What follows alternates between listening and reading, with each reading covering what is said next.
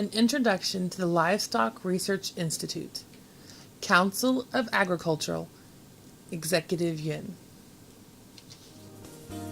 The premises of the Institute was the stud of the former governor of Taiwan of the Japanese Empire. After Taiwan was restored to the Republic of China, the stud underwent a series of reorganization and finally became Taiwan Provincial Livestock Research Institute in 1958. Again, in 1973, the livestock branches of all the district agricultural improvement stations merged into the Institute. In 1999, the government was reorganized and the Institute was placed under the jurisdiction of the Council of Agricultural Executive Yuan to this day. The Institute has 8 research units.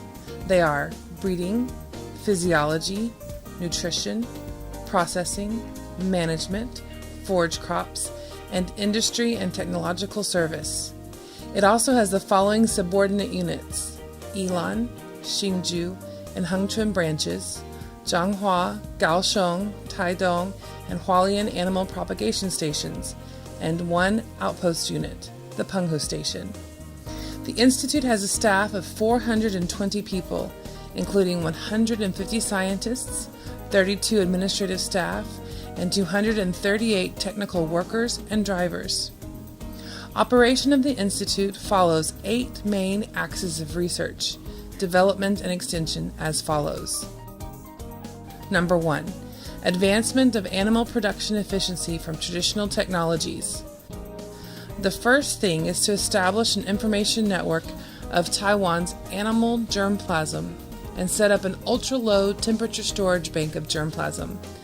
Besides preserving basic information in phenotypic traits, physiological data, reproduction capabilities, and carcass traits, the network also provides genetic information on major economic traits to enhance the preservation and utilization of genetic information for livestock.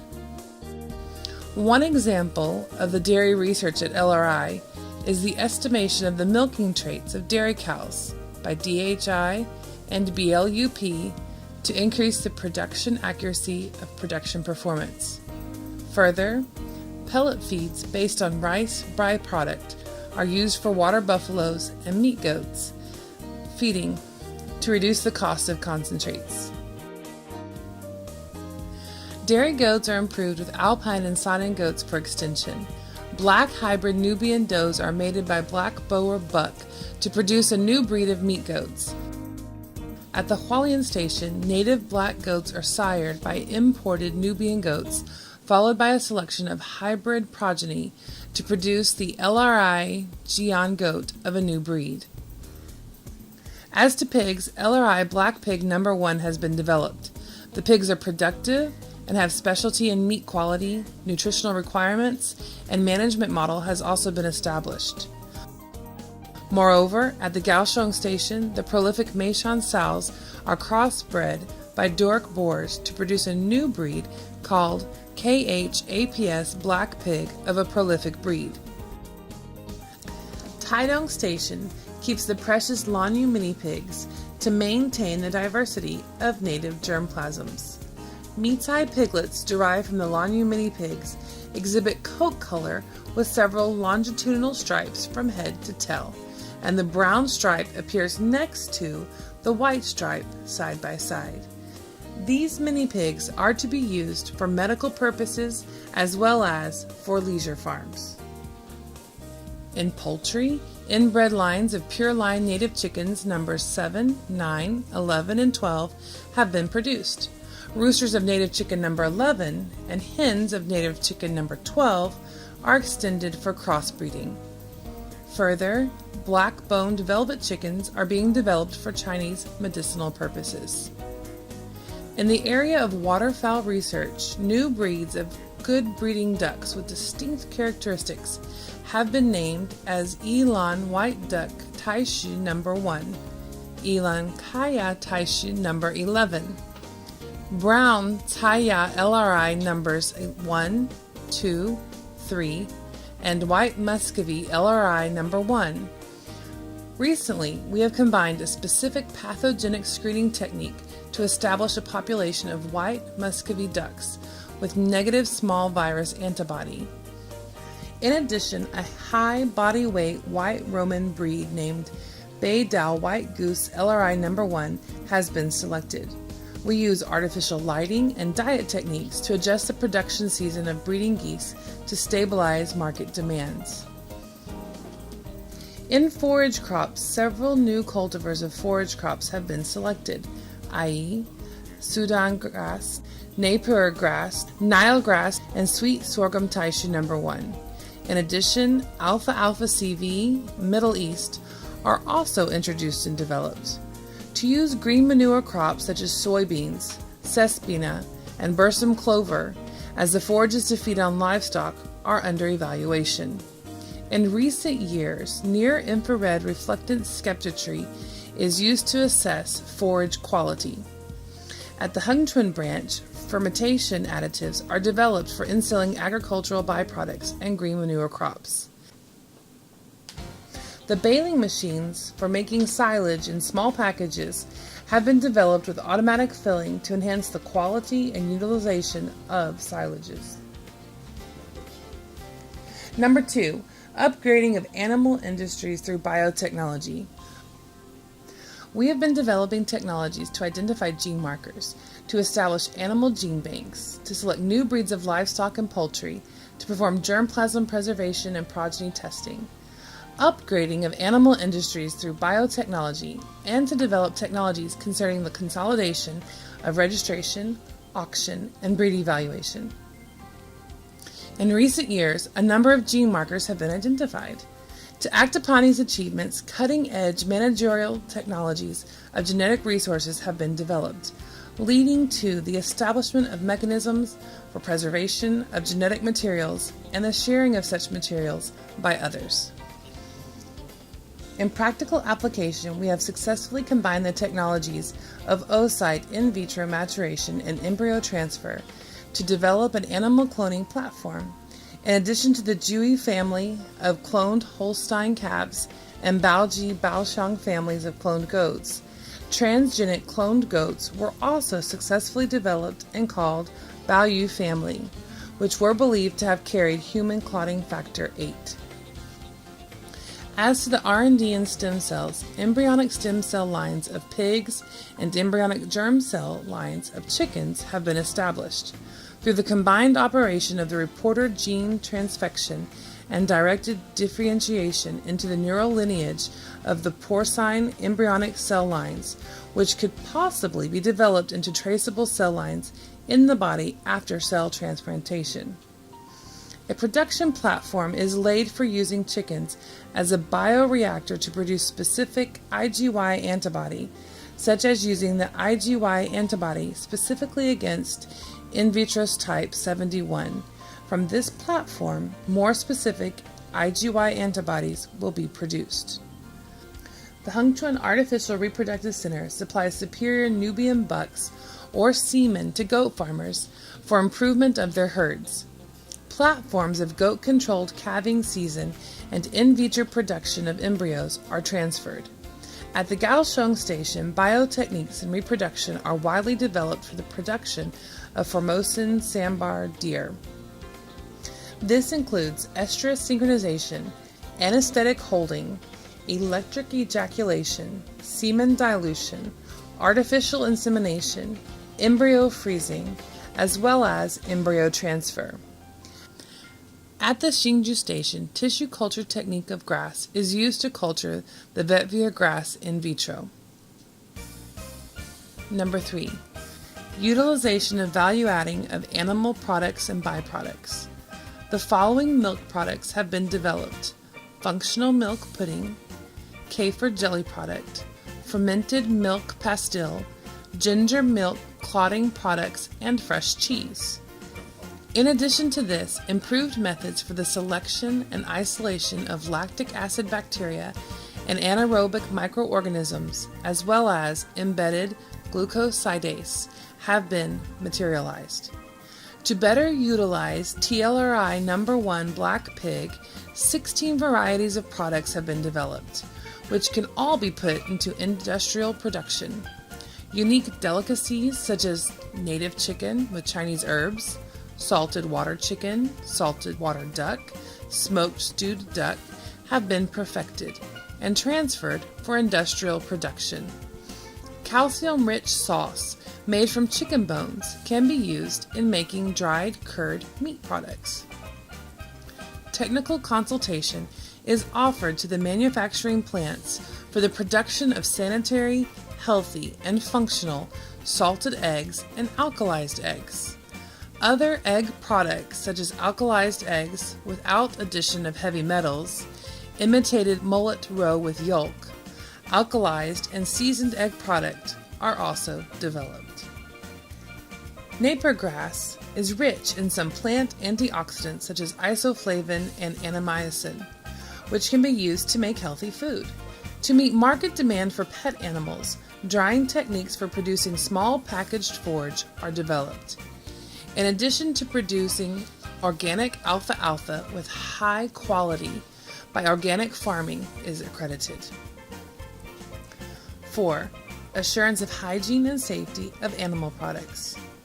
We are now using a gel electrophosphorus method to detect the adulteration of goat milk with cow milk, and fluorescent examining technology to determine the ratio of reconstituted milk as an adulterant in fresh milk. Study of Chinese herbal medicines is undertaken to find a way to treat subclinical mastitis so as to improve the quality and safety of raw milk. Furthermore, state-of-the-art techniques such as the use of biochips and antibiotic susceptibility tests are employed to effectively treat the pathogens of mastitis. The industry division is planting Napier grass TLRI number 2 on the open ground for chickens. This is to establish a model of organic chicken farming. The Institute was awarded accredited laboratory status by the National Accreditation Foundation in 2001. The Feed Lab is now working to develop highly sensitive analytical and assessment techniques for toxic and harmful matters in the feeds to assure the safety of foodstuffs and animal products. The nutritional strategies to improve animal health and ensure food safety include formulation of antibiotic-free diet and development of functional nutrient to increase the nutritional value of animal products. Meanwhile, we are currently studying alternative feed ingredients for animals.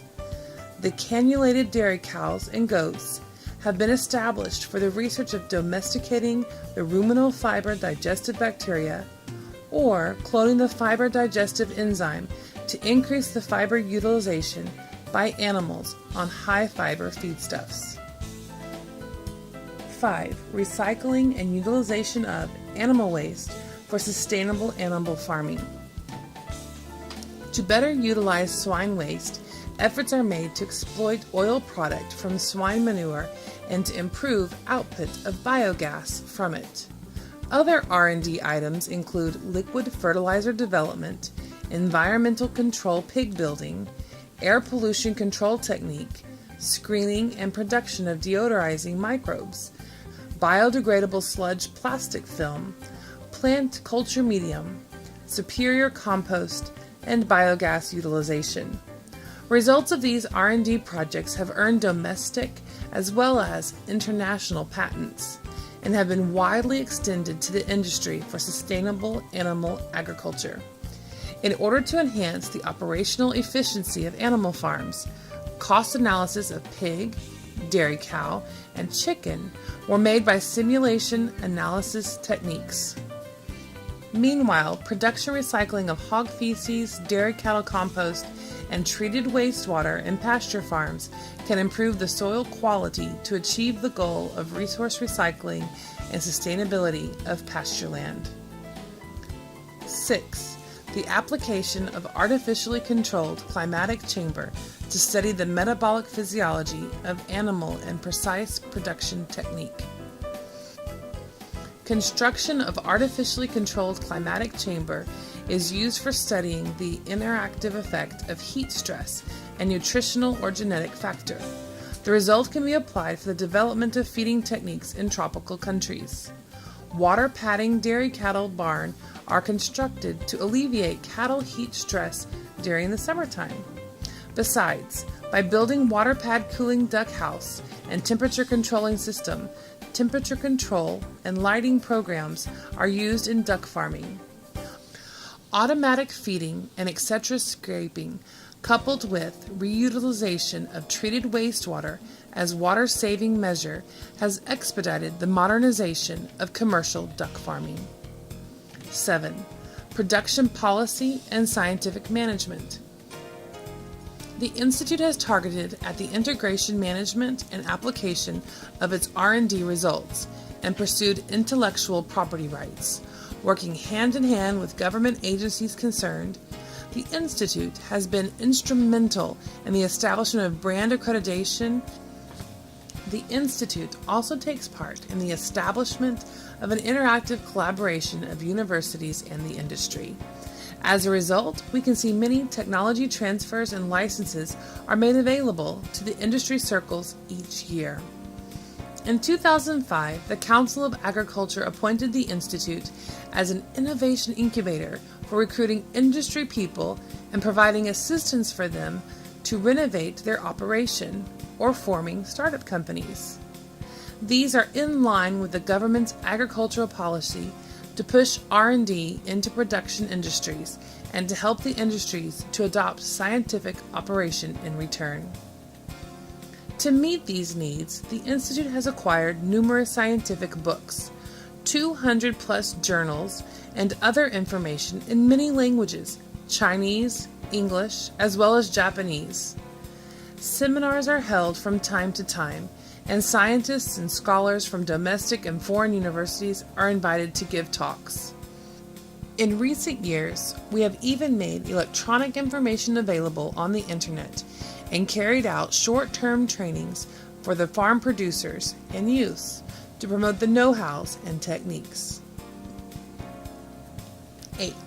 International cooperation and exchanges.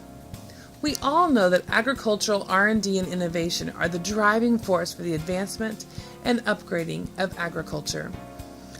Facing fierce global competition, we have to put more emphasis on agricultural R&D and international interchange so as to upgrade our level of agricultural expertise for international cooperation and division of labor.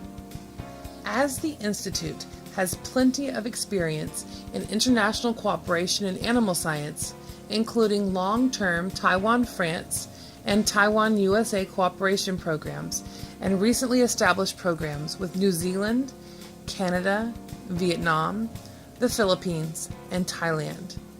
All these programs will have mutual benefits on technological interchange, R&D, as well as the sharing of resources. As the unique R&D unit for livestock and poultry industry, it is our aspiration and responsibility to seek upgrading our productivity and compatibility and to create more value-added animal products. In conclusion, we cordially welcome your encouragement and comments. Thank you.